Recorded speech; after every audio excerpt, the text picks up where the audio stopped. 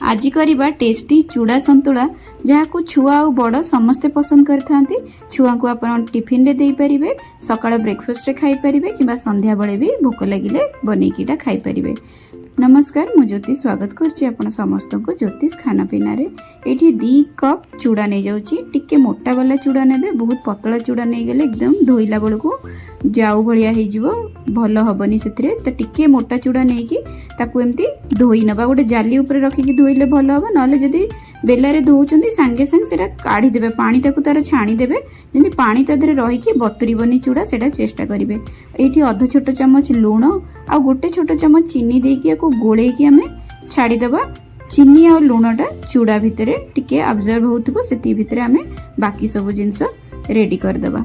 एठी मु नै जाउची किछिटा परिबा, बहुत कम परिबा अछि। पियाज, टमाटो, आलू, गाजर और टिके ग्रीन मटर भी मु नै जाइछि। सब केमती छोट छोट करके काटी देइछि।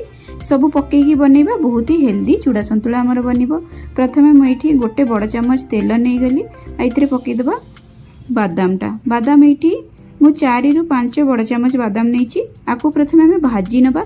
टिके जतले बादाम रा कलर चेंज हो जिवो, 3-4 मिनिट भाजी देला परे देखिबे एंती कलरटा टिके चेंज हे आसीबो। तापरे हमें बादाम को काढी की आकु गोटे साइड रे रखिबा। आउ अलगा जिंस को ये करबा, प्रथमे बादाम को भाजी की काढी दबा।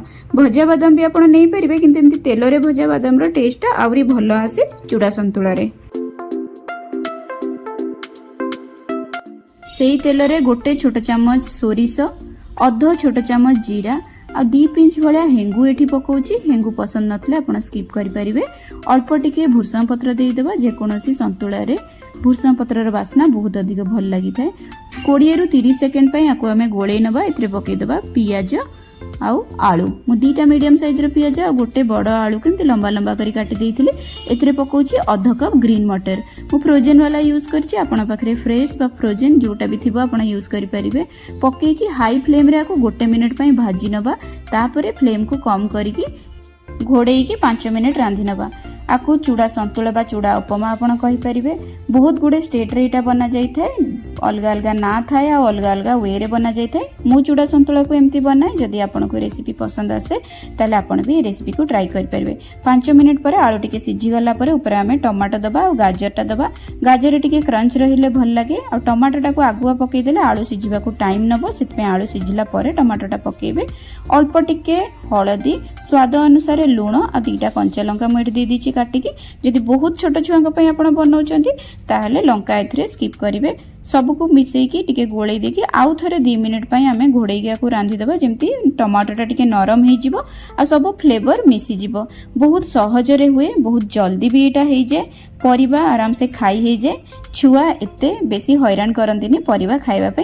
मो पुओ को ए रेसिपीटी भल लागे, सेति पे मु भाबिली शेयर करिवि ताकि आपण भी जदि सकाळ बहुत व्यस्तता भितरे अछंती, ब्रेकफास्ट सबुदिन करि पारनांती, परोटा रोटी बनेबा को समय लागुची, ताले दिने दिने एई चूड़ा संतुला बनेकी दियंतु बा पोहा बनेकी दियंतु। छुआ को बहुत पसंद आसीबो। एठी रेडी हे जाईची। ऊपर पकेई देली चूड़ाटा। चूड़ा सब बळे मसलाटा रेडी हैला परे ही पकेइबे। चूड़ा पकेला परे आकु हमर रांधिबार नाही, बस आकु भल से मिसेई दबा और लो फ्लेम रे 2 रु 3 मिनिट जाय छाड़ी दबा। चूड़ा को हमको रांधिबा को पड़िबनी। एठी फ्लेम को आपण लो रे ही रखिबे, नहले चूड़ा पड़ची तळु लागिबा आरंभ हबो। ता ऊपर एबे पकेई दबा लेंबू। लेंबू एठी खट्टा टिके करे। आगुर आमे चीनी भी पकेई थिले, आपण ऊपर लेंबू चिपुड़ी खाई परिबे, नहले डायरेक्ट एठी भी पकेई दे परिबे। आ सहित आपण चाहिले दही की मटर तरकारी भी खाई परिबे, किंतु खाली भी एटा खाई हे जे। आसे तो किछि चटनी बा सॉस किछि दरकार हुएनी, सेमिति भी आराम से खाई हे जिवो। ऊपर टिके कंचा पियाज पकेई कि भी आपण खाई परिबे। एठी रेडी हे जाईछि हमर चूड़ा संतुला। गोटे थोड़ा बनातु आ निजर अनुभूति को मो सहित निश्चित भाव में शेयर करंतु। जणातु आपन को ए रेसिपीटी केमिति लागिला आ आपन ए रेसिपीटी को कोठु देखुचंती, ताकि मु भी आपन को थैंक यू कहि परिबी। आ मते बहुत खुशी लागिबो जे आपन मो वीडियो को देखुचंती। रहिली।